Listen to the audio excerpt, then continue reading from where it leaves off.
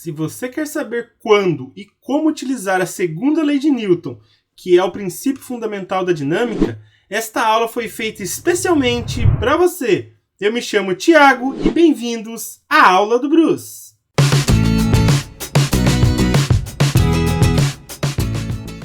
Nesta aula, então, vamos falar sobre a segunda lei de Newton, que é o princípio fundamental da dinâmica, mas aqui no canal você consegue encontrar também aulas sobre a primeira lei de Newton, sobre a terceira lei de Newton e algumas aulas sobre aplicações dessas leis.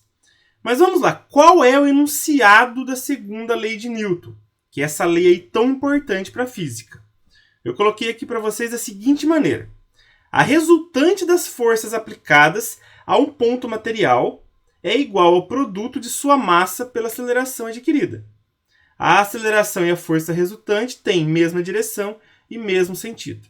Então a gente tem aqui que o FR é a nossa força resultante, medida em Newton, no sistema internacional, é igual à massa, que é medida em quilograma no sistema internacional, vezes a aceleração que aquele corpo adquire, que no sistema internacional é em metros por segundo ao quadrado.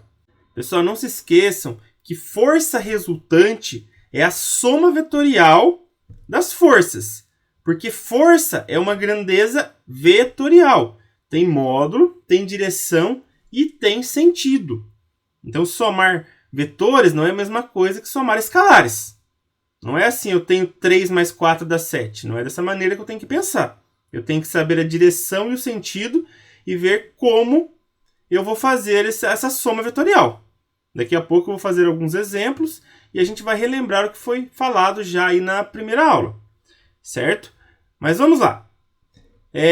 Quando você tem lá um corpo em repouso, certo? E aí você vai lá e aplica uma força externa sobre ele. Essa força externa acaba sendo aí a força resultante, certo? Imagina aqui que temos o Newton, tem uma maçã que estava no pé, aí essa maçã se desgruda lá do galinho e ela começa a cair. Por quê? Porque tem a força peso agindo sobre ela. Imagina o seguinte, que a gente não está considerando a resistência do ar. Então a força peso, nesse caso, seria a única força agindo sobre a maçã. E por isso ela cai. Então aqui a força resultante seria a força peso, que é igual a massa vezes a aceleração. E qual é essa aceleração? A aceleração da gravidade. Então não se esqueça, força resultante é a soma de todas as forças. Se você tiver uma força só, com certeza é aquela força. Se você tiver forças aí apontando para o mesmo sentido, você só soma o módulo delas. Se você tiver forças que apontam para sentidos opostos, você subtrai o módulo delas. Se você tiver forças que fazem 90 graus entre elas, tem que fazer um Pitágoras. Se elas fizerem outro ângulo aí, você tem que fazer lá o teorema dos cossenos. Mas não se esqueça, força resultante é a soma das forças. Outra coisa importante, pessoal. Digamos aqui que eu tenho dois corpos que estão sujeitos à mesma força resultante. Certo?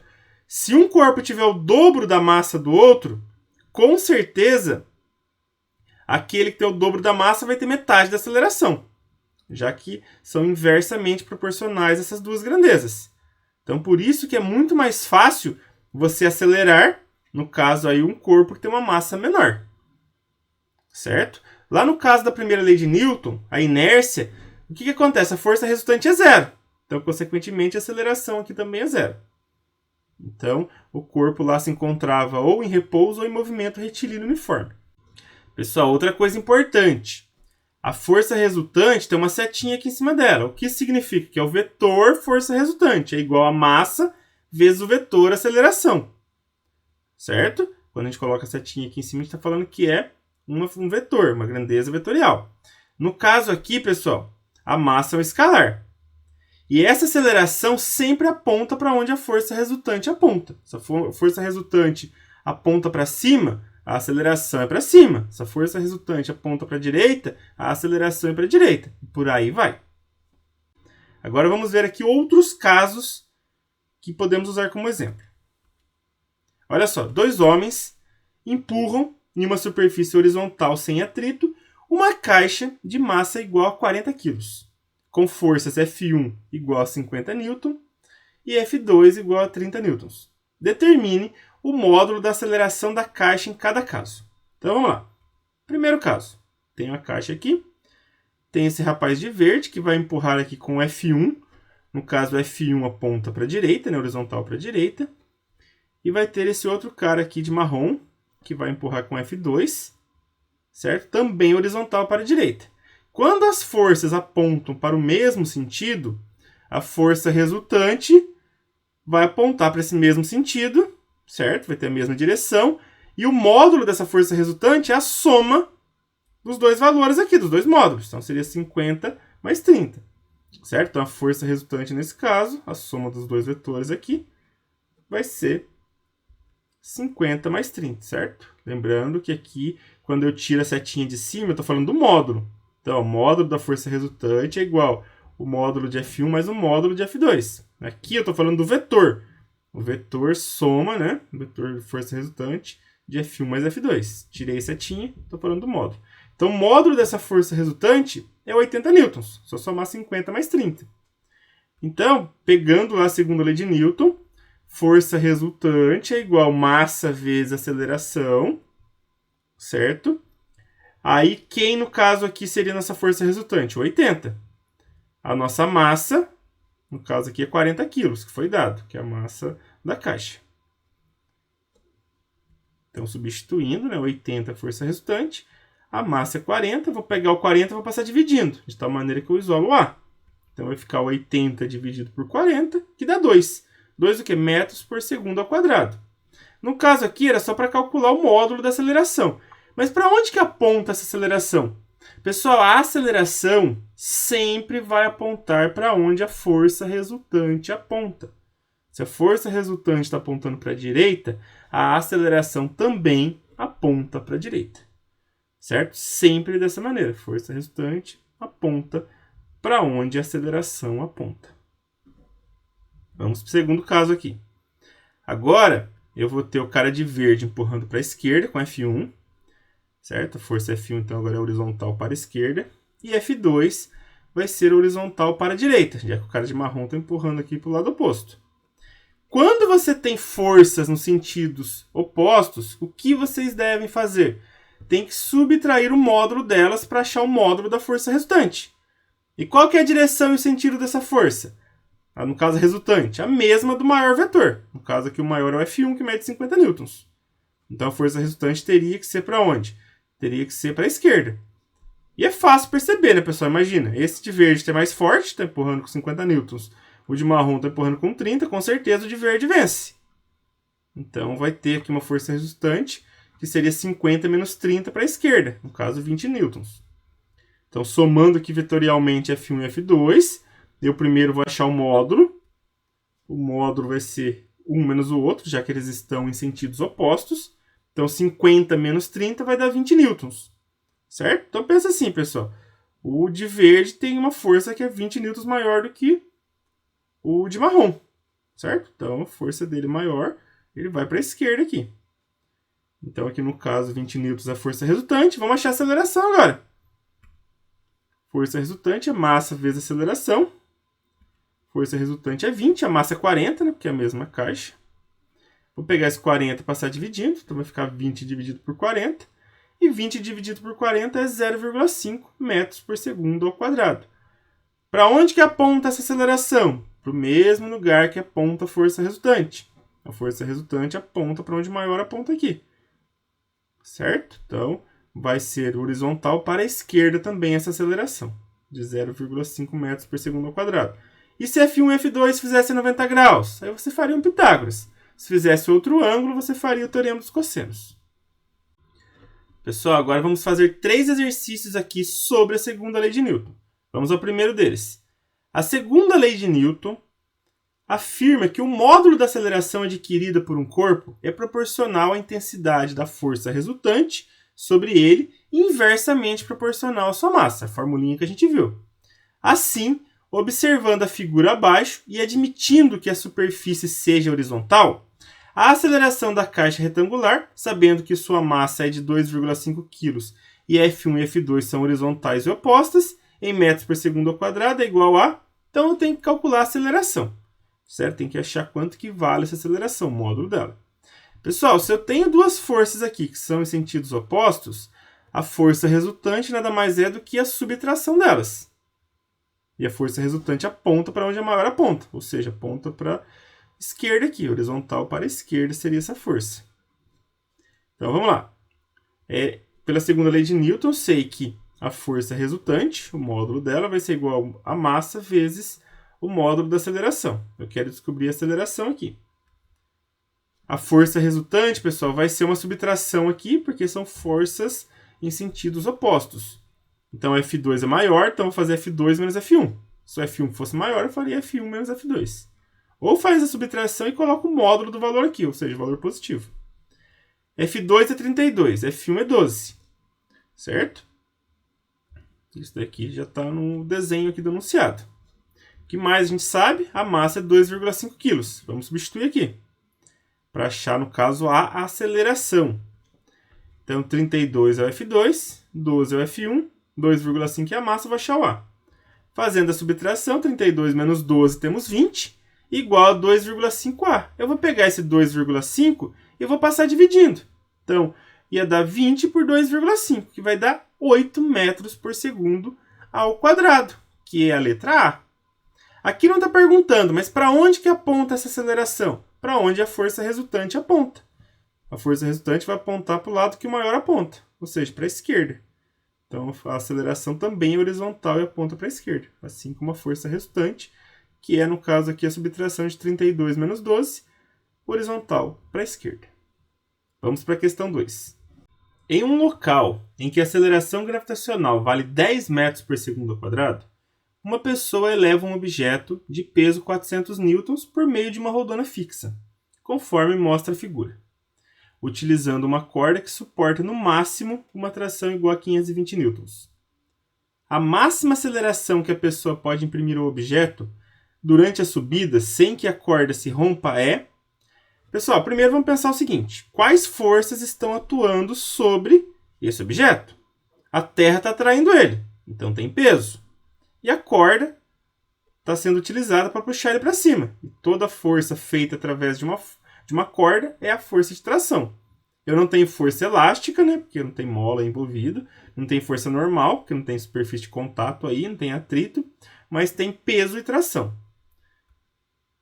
Certo? Então vamos lá. No caso aqui, a tração aponta para cima, né? Já que ele está puxando esse objeto para cima com a corda. Sempre que você for marcar a tração, você deve marcar aqui na mesma direção da corda e saindo do objeto, né? Porque você usa a corda para puxar o objeto e não para empurrar ele. E o peso vai apontar aqui para baixo, sempre apontando para o centro da Terra, toda vez que você for marcar o peso.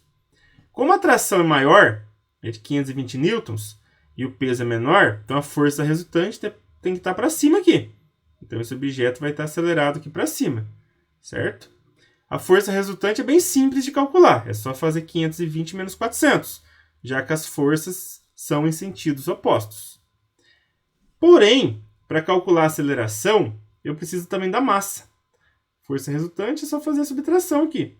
Mas e a massa? Como que eu faço? A gente pode usar a fórmula do peso. E aí, através da fórmula do peso, a gente adquire a massa. Lembra que peso é massa vezes gravidade? Aí, então, a força resultante, como eu falei para vocês, é a tração menos o peso. Por que a tração menos peso? Porque a tração é maior do que o peso, né? E aí eu faço subtração porque são sentidos opostos. Então, vai ser massa vezes aceleração. Tração 520. Peso 400 newtons. Massa eu vou descobrir. E a aceleração que está pedindo anunciado.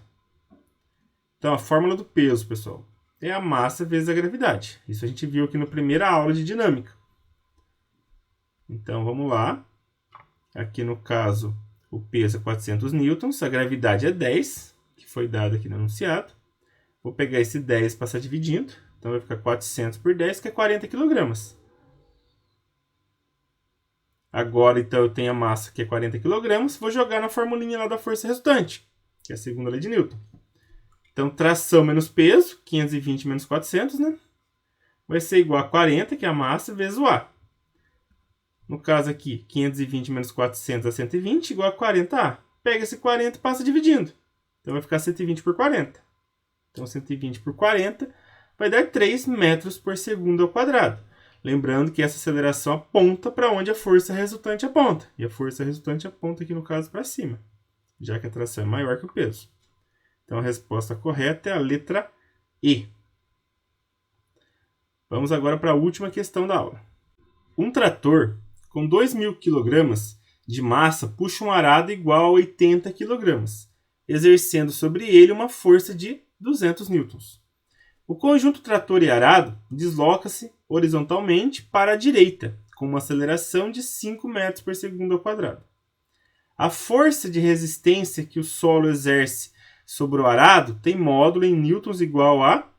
Então vamos lá, pessoal. Tem um trator, 2.000 kg, tem um arado, 80 kg. A força de resistência que ele pede aqui é sobre o arado. Por que eu estou falando isso? Porque se vocês viram que eles deram a massa aqui no enunciado do trator e do arado. Então, na hora que você for usar a segunda lei de Newton, você tem que usar o corpo que você está analisando. Então, a massa do arado que você vai usar, que é igual aqui no caso a 80 quilos. E não esse 2.000 aqui. Então, tome bastante cuidado com isso, para não cair nessas pegadinhas. Certo? Então, força resultante é massa vezes aceleração. Essa massa tem que ser 80 quilos aqui. Pessoal, a força resultante aqui, pensa o seguinte. O trator puxa para um sentido. E essa força de resistência do solo, com certeza, é no sentido oposto. Certo? Não tem como ser no mesmo sentido, já que o trator está puxando o arado. Então, a força resultante seria o quê? Uma subtração da força que o trator faz, no caso aqui de 200 newtons, menos a força de resistência aí sobre o arado. Certo? Então, seria no caso aqui F1 menos F2. No caso, pessoal, eu vou chamar aqui de F1 a força do trator, 200 newtons, e F2 a força de resistência do solo aí. Certo? Então, F1, 200 newtons, o F2 eu vou descobrir. Esse F2, de novo, é a força de resistência do solo. A massa é de 80 quilos. De novo, é a massa do arado que eu tenho que usar, porque é ele que é o corpo que eu estou analisando. E a aceleração é de 0,5 metros por segundo ao quadrado. Lembrando que essa aceleração é horizontal para a direita, ou seja, a força resultante é horizontal para a direita também. Mas a gente já sabe que tem que ser aqui 200 menos essa força de resistência. Então, no caso aqui, 200 é F1, que é a força do arado, F2 eu vou descobrir. A massa é 80, a aceleração é 0,5. 80 vezes 0,5 dá 40. Certo? Multiplicando aqui massa vezes aceleração. Todos os dois foram dados enunciado. Aí, F1, a força do arado é 200. Vou descobrir F2. O que eu posso fazer agora? Eu posso pegar o F2, que é negativo, passar positivo para o outro lado. Pegar o 40 e passar negativo para cá. Aí vai ficar 200 menos 40. E 200 menos 40 é 160. Então, a força de resistência vale 160 newtons. Que é essa força de resistência que o solo faz sobre o arado. Certo? Letra B de bola. Pessoal, por que não é F1 mais F2? De novo, porque eles estão apontando para sentidos opostos. Certo? E aqui no caso, a força de resistência é menor que a força que o trator faz, né? Porque senão o trator ia puxar e ele ia andar para trás. Certo? No sentido oposto. Certinho, pessoal? Essa foi a aula de hoje. Se você gostou, dê um joinha. E não se esqueça, toda semana tem novas videoaulas aqui no canal. Um grande abraço a todos e até a próxima!